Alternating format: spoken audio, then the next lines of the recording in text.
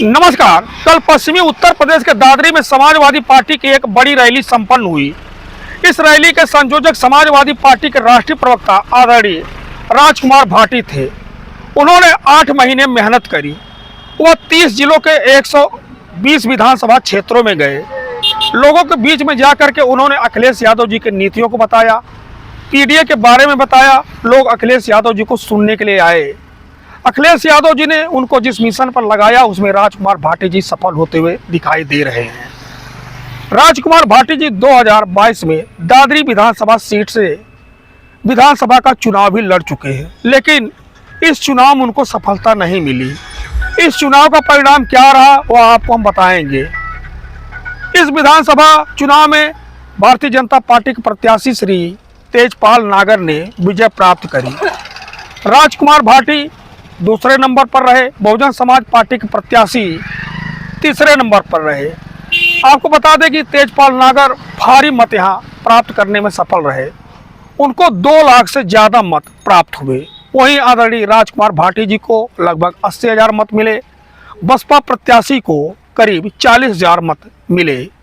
Samajwadi party के राष्ट्रीय अध्यक्ष अखिलेश यादव जी कल पश्चिमी उत्तर प्रदेश में जब समानता भाईचारा रैली को संबोधित कर रहे थे तो वहां जो भीड़ आई थी उसको देख करके काफ़ी गदगद थे, क्योंकि जयंत चौधरी जी इन दिनों समाजवादी पार्टी से अलग चले गए हैं।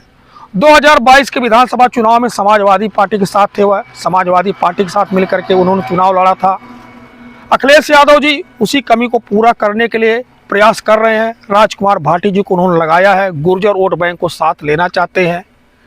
इसीलिए 30 जिलों में 140-50 सीटों पर जो गुर्जर वोट बैंक निर्णायक भूमिका में है, राजकुमार भाटी जी उसमें अहम भूमिका अदा कर रहे हैं। अतुल प्रधान जी, गजराज नागर जी, तमाम गुर्जर नेताओं को अखिलेश यादव जी साध रहे हैं और इसमें कहीं ना कहीं सफल होते हुए दिखाई दे रहे हैं। आने वाले समय में आदरणीय राजकुमार भाटी जी को आप किसी न किसी पद पर जाते हुए दिखाई दे सकते हैं। उनको विधान परिषद में या राज्यसभा में भी अखिलेश यादव जी भेज सकते हैं। और जिस तरह से कल अखिलेश यादव जी ने पश्चिमी उत्तर प्रदेश के दादरी में रैली को संबोधित किया और भारतीय जनता पार्टी पर एक से बढ़कर एक आरोप लगाया, वह भी आपने सुना होगा।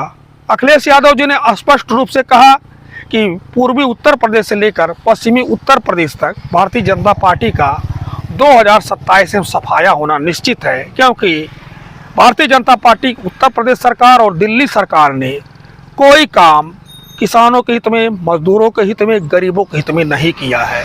सिर्फ यह वादे करते हैं, वादे करके भूल जाते हैं।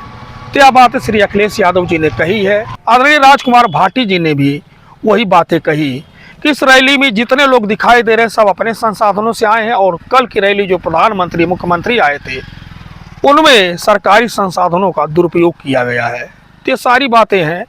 समाजवादी पार्टी पश्चिमी उत्तर प्रदेश पर काफ़ी फोकस की हुई है। तो हमने आपको दादरी सीट की पूरी कहानी बताई, किस तरह से समाजवादी पार्टी के प्रवक्ता आदरणीय राजकुमार भाटी जी वहाँ विधानसभा का चुनाव लड़े लेकिन सफल नहीं हुए। वह दूसरे नंबर पर रहे, पहले नंबर पर वहाँ भारतीय जनता पार्टी रही। धन्यवाद।